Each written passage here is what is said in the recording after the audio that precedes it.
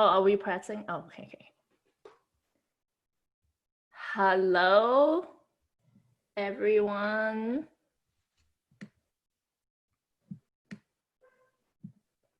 I see people slowly coming in.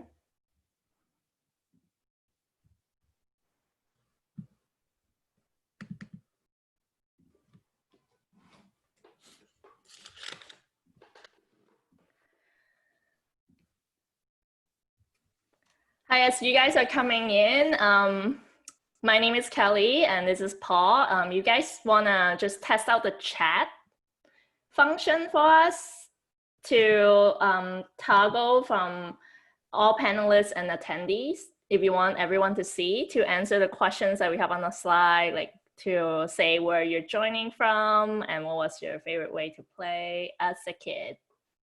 Hi, and we also have AJ, April, and Stephanie on the chat with you guys.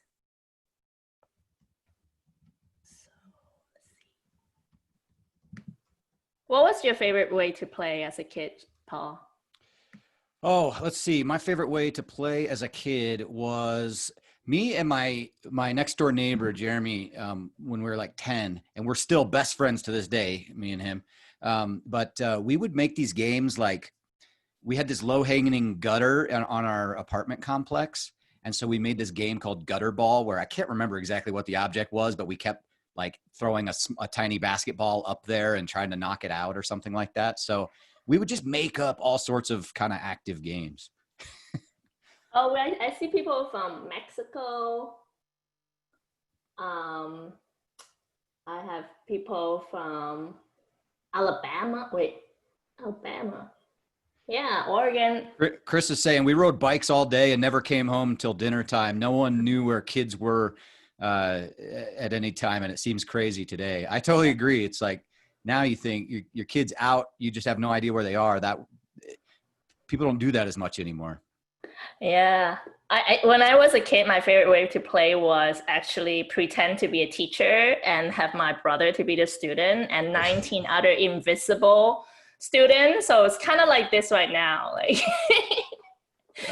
Sharon is saying she's from Minnesota, and she said her sisters used to always play school also. Yeah. And again, folks, be sure and go ahead and share your on your chat, toggle it down to be to all panelists and attendees so that it's not just going to me, Kelly, Stephanie, and April, that it's going to everybody. Yeah, otherwise it feels like we're in a real life environment.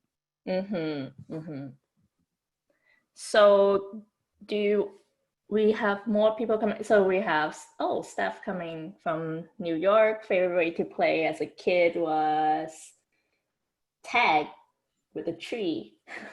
Oh, with a tree is safe base. Yeah. I love that you go back and take you like, I'm touching the tree, I'm safe. Yeah. Okay, so, well, I guess it's almost time. So I'm just gonna open it up because I know, Paul, you have a lot of material for us. So welcome everybody to our first Adapt and Thrive Summer Series sessions.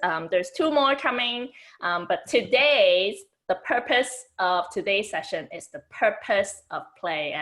And last time when we did the summer Adapt and Thrive series, I was the coach and Paul was my host. And now we're doing a switch. Paul's gonna be the coach for the entire thing, and I'll be helping him out as a host. So next. Wait. All right, so we're going to go ahead and introduce ourselves. So go ahead, take it away, Kelly. Yeah, so hi everyone, my name is Kelly. I am the happiness growth activator of Delivering Happiness. My background is in engineering, program management, Six Sigma coaching and strategy. And then I actually quit my corporate gig and became an entrepreneur and investor. And from working with startup and also corporate, and I really realized that like, it doesn't matter what you do. The most important thing is to be working with people that you love and doing things that you love to do anyway. And this is why I'm with DH. I'm having tons of fun and I love working with Paul. So now meet Paul. All right. Well, yeah, my name's Paul, and my background is actually working with at-risk college students with mental health and drug and alcohol addiction issues.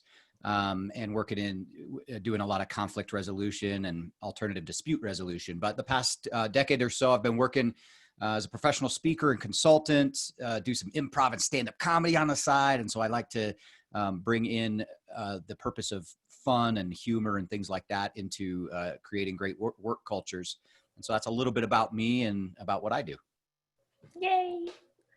Okay, so at the end of this 30-minute session, you're gonna get a lot of stuff out of this jam-packed session. So you're gonna understand why fun at work is actually really important. It's not a miscellaneous thing on the side. And you're gonna learn how to have fun integrate into your culture, even in this virtual environment. We're gonna show you some tips and strategies that you can use right away at the end and implement it. So pay attention to some of the exercises that we have. You can copy and paste whatever you want from this experience and use it at your meeting, training, whatever. At the chat, please use, don't use the Q&A, but actually ask questions in the chat that you're using right now. Make sure, again, it's to all the participants so everyone can see what you're asking. Yeah, so, and then Paul will take it away. All right, great. Well, I loved reading all of your comments in the chat about how you play as a kid. Someone wrote in there that they wore out the tires on their big wheel. And I was same way, the plastic tires, you get that thing moving and all of a sudden before you know it, there's a hole in that thing. So really fun to think about. And it's interesting to think about, do we still have, as adults, free, uninterrupted, non-structured play, and what it would be like if we did. You know, it's not like we stop playing because we get old. We get old because we stop playing. So that's just, I guess, my 2 cents about that. So why fun and play at work? I mean, where does it fit? Why should we do it? You can take your pick of whatever statistic here means something to you. To me, I look at right now, millennials are the largest generation in our workforce, and they're leaving most workplaces on average of within 3 years, specifically because they don't feel like it's a good culture fit. And most millennials, 88%, actually want a fun and social work environment. And I actually think a lot of people do. You know, nobody loves the Sunday scaries and just worrying about, oh, I don't want to go to work tomorrow and dreading it. And so we can add a little happiness to our culture through fun and play. So right off the bat, let's just start by having a little bit of fun. So we're going to do an activity that I'll share with you in a second. It's called guilty pleasure. And I'm going to ask you to think of a guilty pleasure you have that's kind of silly, maybe a little embarrassing. So I'll give you an example for me. My guilty pleasure is that I actually love smelling my dog's feet. I know it sounds like ridiculous and stupid, but when I cuddle with my dogs, they like the smell of their feet. For some reason, they smell like Fritos or something, but they also, it just reminds me of just being relaxed at home. I travel a lot. So when I'm doing that, it's like a relaxing thing.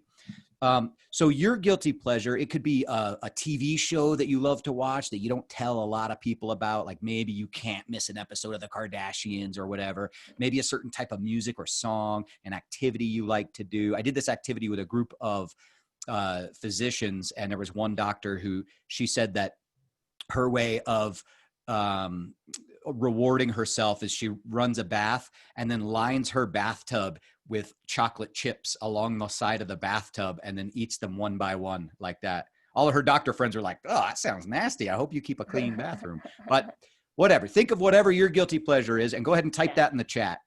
Mine's like when I see TV shows, I thought of like how lately I just been watching a lot of K-drama. It's super embarrassing. The drama. So it's like the Asian version of a telenovela, like yes, except soap it's opera. super PG and they don't kiss until like the last episode. But so you get sucked into those though, huh? I get like sucked in, and it's embarrassing to share here. That's great. That's great. We've got a couple like Real Housewives series. Oh yeah. Yeah. Schitt's Creek is such a great show. I'm a sucker for that too. Music from the Glee TV show. Oh, I gotta admit, if any of those came on, I bet I'd know the words. That's a good one. The Glee version of those. These are great. Yeah, so sharing this with even like just in the at the beginning of a meeting would be a good to know about your coworkers too, I think. I love the eating fast food after working out. Like, that was a good workout, time for my Big Mac. That's great. All right. Well, we know that keep those coming in. Your guilty pleasures. We know that fun boosts productivity in general. We find that having brief bits of fun at work, people are more productive. That particular exercise, Harvard Business Review published a study that was done where they had people who they wanted to get creative brainstorming groups to create creative solutions to complex problems. So they had one group just dive right into brainstorming. They had another group first go around and share their greatest accomplishments and then go into brainstorming. And then they had another group first go around and share an embarrassing story to their own degree of however much embarrassment they want to share. Kind of like this guilty pleasure exercise. Well, the group that shared the embarrassing moment first generated 26% more solutions and more creative solutions than the other groups, because there's something magical that happens when we let our guards down, have a little fun, show the authentic side of ourselves. Suddenly me sharing my kind of outside the box idea for how to generate more sales isn't as scary after I just told people I smell my dog's feet or eat chocolate chips off the side of the bathtub. Yeah, you wouldn't feel like your idea is too stupid to share, I would imagine. Exactly. So how do we do it? Well, what's interesting is the Fortune 100 best companies to work for. They survey over 1 million people, all different industries, to find out what are the great workplaces. And great was their highest level you could get. And 81% of employees who said that they're working in a great workplace said that they feel like they're working in a fun work environment. But what sticks out about that to me is when it's coupled with this statistic that the next level down, good, had only 62%. And that 19% difference between good and great companies was the largest difference from any of the factors that they surveyed, from pay and benefits, anything else. It was, do I work in a fun environment? So maybe you feel like, where I work is already pretty good. Well, perhaps the missing ingredient from going good to great is a little bit of fun. Yep. And so, with delivering happiness, kind of our pyramid in creating a dynamic culture and a happy culture is really starting with making sure that an organization is very values based and that people are living those values. And so, for example, you don't want to just start adding fun to a culture where there's not good communication. People don't feel psychologically safe. And we don't even know what values we stand for here. So there's kind of a base that we start with. And then we start layering in, okay, we know that that fun and levity actually goes hand in hand with a lot of the research from positive psychology and the science of happiness. So now let's start layering those habits in there now that we have a good foundation. And so that's kind of where the fun fits. We work closely with our colleagues at the fun department. And the fun department, they've delivered more fun in the workplace than any other company on earth. And we work hand in hand with them when we're delivering fun and into corporate and culture events. And so their philosophy and our philosophy is that fun at work should be brief, consistent, inclusive, and on company time. And that's a lot different than I think what a lot of people and companies have thought about. Long gone are the days where it's like, okay, we have to do a huge blowout event, once a year. That's just a big jam-packed thing. You can still do that, but or having everything be after work with a small clique of people, usually that excludes some folks. Think of things that are 5 to 15, maybe 30 minutes max, that are done frequently during the work time that help energize people, boost productivity, that kind of thing. we believe that fun is not an event, it's a process. And so what most companies spend a lot of time and money on are these huge annual events, and they're fun. They're great. A holiday party, or, a kind of summer, softball thing or whatever. That's great. But what has the biggest impact on culture are these daily, weekly, and monthly rituals that we know are going to be consistent. And that also fits in with the science of happiness, because we know that consistent small rewards and consistent small things that make us happy much more keep us happy long term than one big thing that we do. So an example of a monthly ritual might be that at the beginning of each month you celebrate whatever theme month that is. So there are more serious theme months, like Women's History Month, Black History Month. There are, I'm going to share with you a monthly calendar website. There are all sorts of different theme months out there as well. Like I think June, I can't remember if June is, I know today is like Thank Your Garbage Person Day. But I know there's like a Watermelon Month and all sorts of stuff that you can do something with. A weekly cultural practice or ritual could be, I worked at a place that we started doing Wacky Sock Wednesday. And so every Wednesday we would just wear our craziest socks, and people would kind of compare and try to one up each other with their crazy socks. And you're having an impact on culture when people walk into a room and before they even greet each other, they pull up their pant leg and go, "What do you got today?" And so I still wear funny socks all the time. And then a daily ritual. There are some companies that do like a 3:00. Every employee gets to sign up for a day, and you play a song at 3:00 when everybody's tired and dragging, and it goes about 3 minutes. The rule is it's got to be upbeat and it's got to be clean.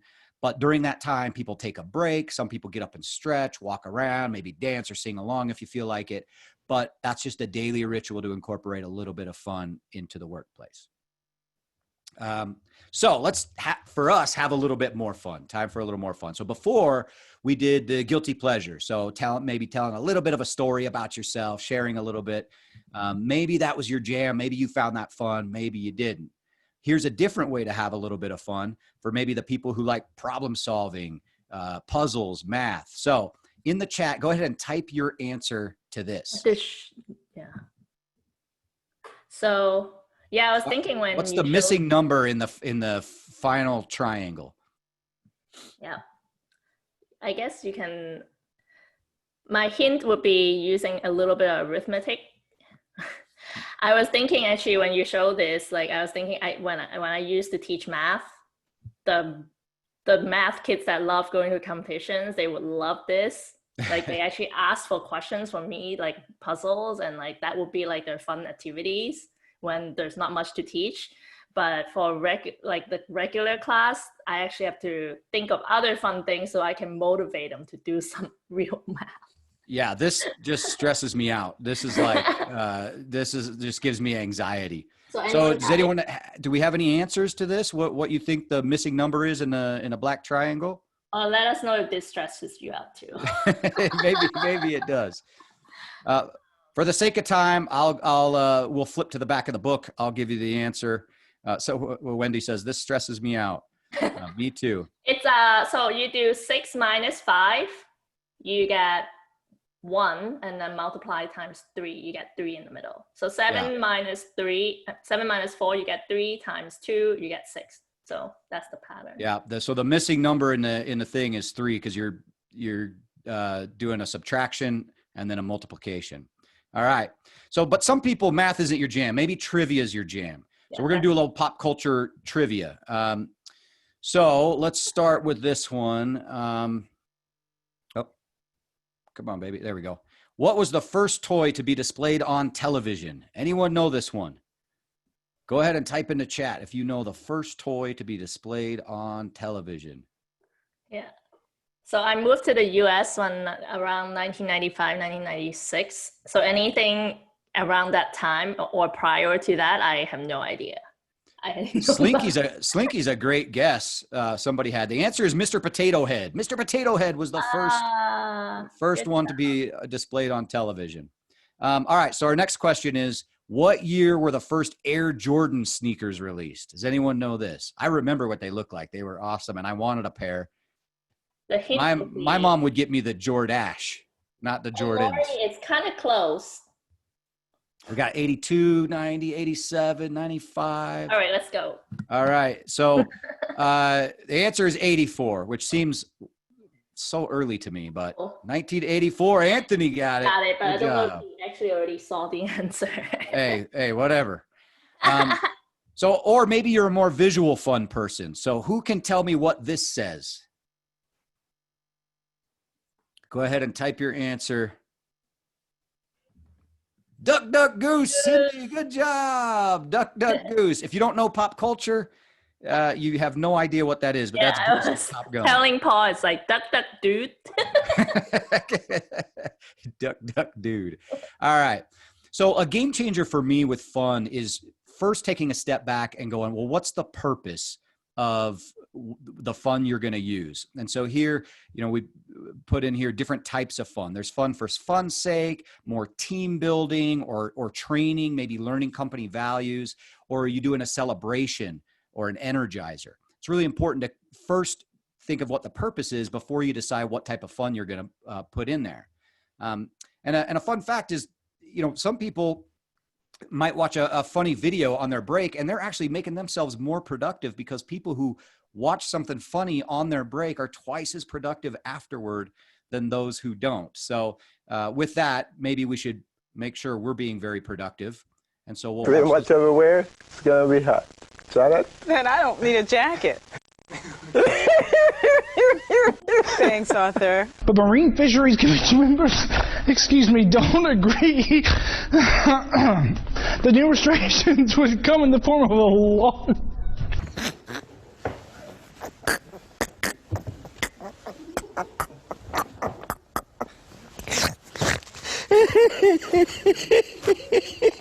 Look at that cat. Look at that cat. It's like Jabba the Hutt. And it's time for the annual World's Ugliest Dog Competition. Oh, my word. What happened to that? The winner gets $1,500. Organizers say it's not about making fun of the ugly dog, but it's a way to showcase. All right, you get the that don't picture. meet the If you ever need a good laugh for a quick brain recharge, just Google news anchors laughing hysterically. traditional. All right. It's important, though, what we tried to show with some of these fun activities is that it's important to consider your team members' play personalities and what is fun for you and what is fun for your team members, because not everyone wants to be involved in a ping pong tournament or get up on stage and do something goofy. Some people are more directors or creative and artistic or storytellers. So that's something that we help clients do is assess some of that. So with that, I'll show you a quick video of a client we worked with. And you can see in this video that some people are performers. They're up there hamming it up. But there's other people who are like designing the outfits and stuff like that these people are wearing. So making it inclusive for everybody to join in.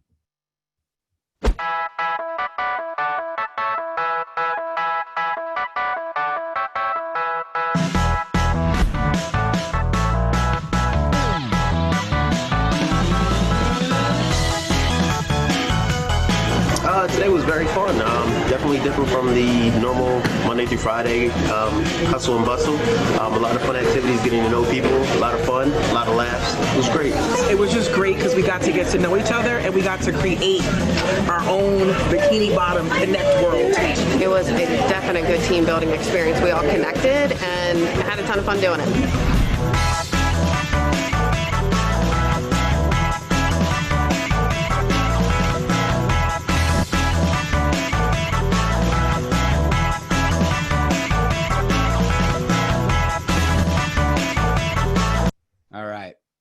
So you can kind of see in that video that people were involved in different ways, and they chose to do something for a team building session. There's a lot of opportunities for fun at work. Maybe you want to set a tone first thing in the morning, or add a cartoon and ask for the best captions in an email. There's so many different opportunities to add brief bouts of fun into the workday.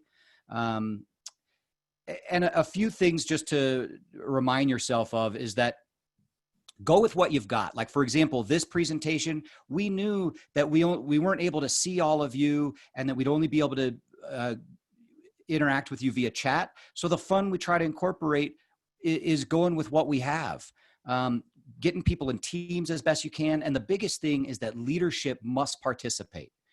Not just letting people have fun, but being a part of it. We found that is huge if you want to actually make that a part of the culture.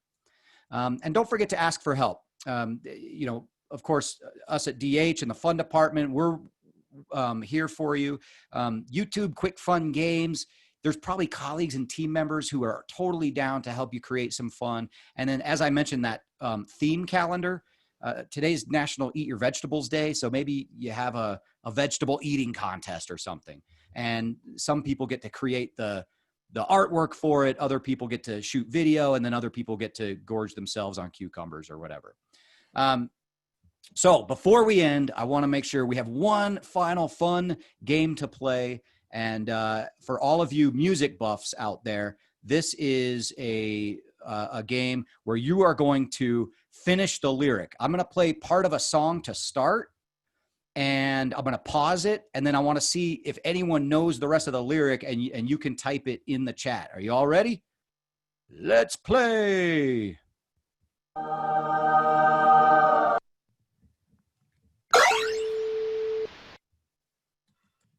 We are still kids, but we're so in love.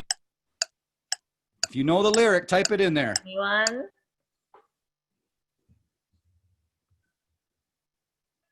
Oh, we've got fighting against all odds. Let's see. Fighting against all well done, everybody. Good job. All right, let's see what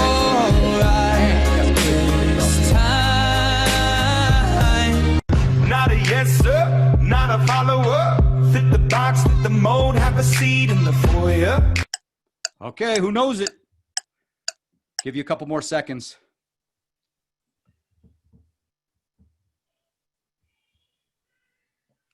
Nobody knows it. Oh, we got Marla coming in with Take a Number. Maria. Marla. Oh, is it Maria? Oh yeah, Maria. Sorry, Maria. I'm with Michelle. I love the song. Okay, I don't know all the lyrics. But here we go. Take a number. I was lightning before the thunder. Thunder, thunder, thunder. My favorite part. Skip forward a little bit. Got another one here. I've been down the darkest alleys on the dark side of the moon to get to you. I've been hoping somebody loves you in the ways I couldn't. All right, who knows this one?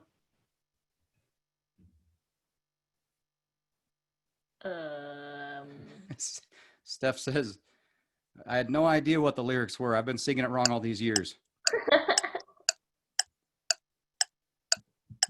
Somebody's taking care of all of us on me.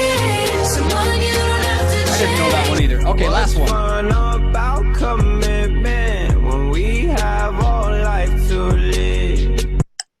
All right, someone's got to know this one.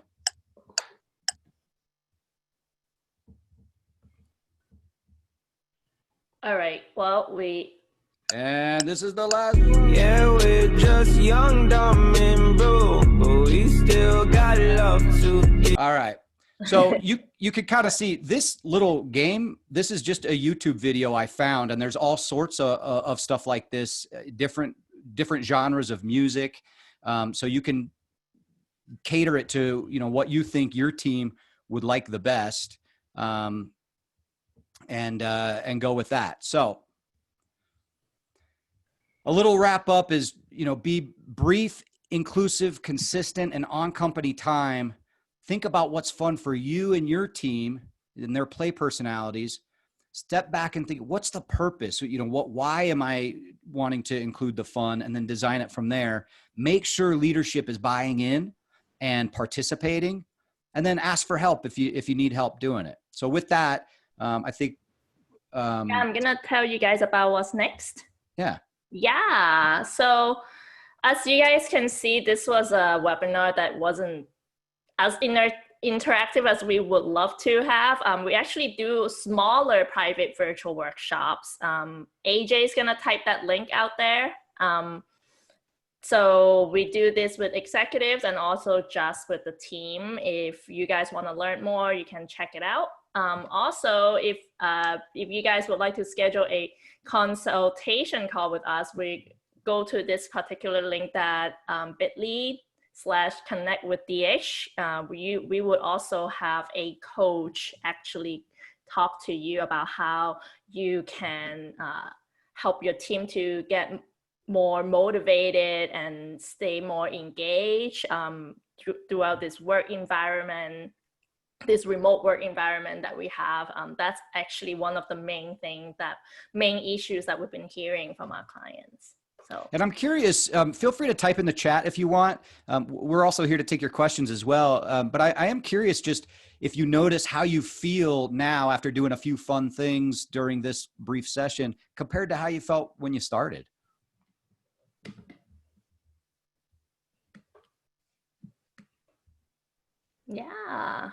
Yeah, so Christine said motivated, energized, and lighter. Yeah, we wish we could do more, because, you know, when we can do breakout room and all that stuff, we could do a whole lot more.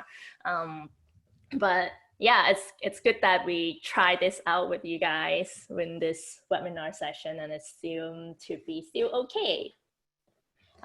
If you guys have any questions, we actually we respect your time. We're actually 2 minutes over, but we're gonna stay here as long as maybe for another 15 minutes or till whenever you all the questions are answered. Otherwise, you can also send Paul an email, or send me an email, or send AJ an email. AJ loves getting emails. So our email addresses are on the screen.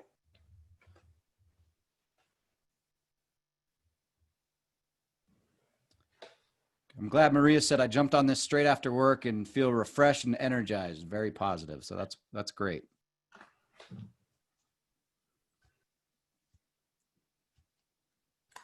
I'm just glad I don't have to do any more math. I mean, that's how I'm feeling. Yeah. I was wondering, like, what would you guys try with your team as well? Like, if you're gonna go back and pick one thing to try with your team, what would it be? Yeah, Lori said, I want to try with my team. Oh, the lyric game. Yeah. Yeah. The lyric game is fun. Guilty pleasure would be super easy. I see a question that says, do you also work with teachers in classrooms? Paul? Yeah. Do we work with teachers in classrooms? Yeah. Yeah, I think send us an email and let us know what it is you're wanting, and I'm sure we can figure something out. Yeah, we work with different organizations at DH, actually from the government, the government of Dubai, to startups, to actually small companies in actually one of the educational company that we work with also in Vietnam. Forgot their name. We can read, I think. But yeah, we work with all sorts of corporate clients, healthcare, education. So yeah, I think absolutely. The similarity is that they all want a more productive and more fun and just happier workplace culture for the organizations. I would say organizations, yeah, versus just companies. And just so you all know, I put in the chat the national calendar thing. And so you can break it down by month or week or days. and they have all sorts of stuff in there. It just gives you ideas of stuff to do.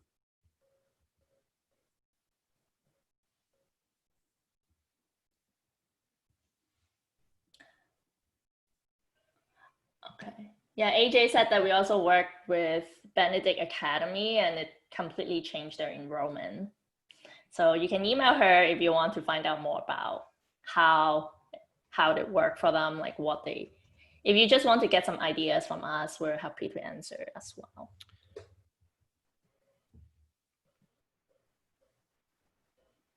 All right. Well, it doesn't. Yeah, go ahead. Well, I was going to say, we really appreciate everybody having a little fun with us. I loved reading everyone's comments, and I know it went quick, but hopefully we just try to pack as much in there for you as possible in these quick little things. So if there aren't any more questions, we really appreciate it. Yeah. Yeah. So thanks, Kelly, for keeping me on time. All right. Thanks, everybody. Everyone. Thanks, Wanda.